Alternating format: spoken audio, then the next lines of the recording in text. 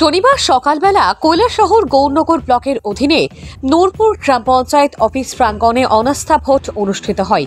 উক্ত গ্রাম পঞ্চায়েতটি ৯ ওয়ার্ড বিশিষ্ট।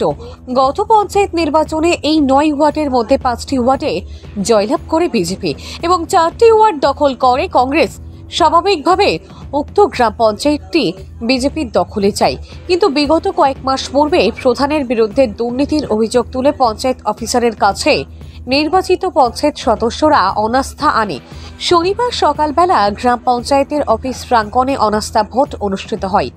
৯ জন নির্বাচিত পঞ্চায়েত সদস্যদের মধ্যে ৮ জন নির্বাচিত পঞ্চায়েত সদস্য এই ভোটভুটিতে অংশগ্রহণ করেন। একজন নির্বাচিত পঞ্চায়েত সদস্য কোনো এক অজ্ঞাত কারণে এই ভোটভুটিতে অংশগ্রহণ করেননি।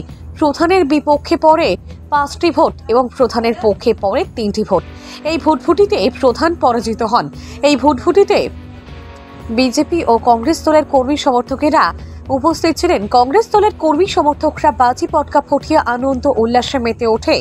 এই দিনের এই ভোটাভুটি নিয়ে সংবাদ মাধ্যমকে বিস্তারিত জানান পঞ্চায়েত অফিসার। ভানুচন্দ্রের রিপোর্ট, আসাম প্রাইম নেটওয়ার্ক।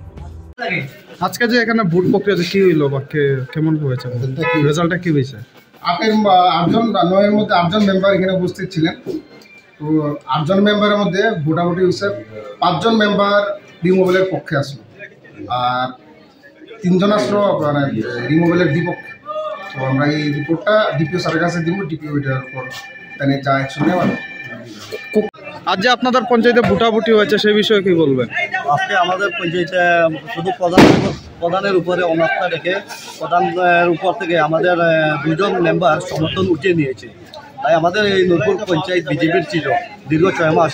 আজকে 6 মাস পরে আমাদের হাতছাড়া হয়েছে এই পঞ্চায়েতটা। আচ্ছা, কয়জনে প্রধানের বিরুদ্ধে ভোট দিয়েছে বলে আপনি জানেন? আমি সম্ভবত আজকে আমি জানি, আমি ভোটের ভিতরে ছিলাম না, কারো প্রবেশ নিষেধ।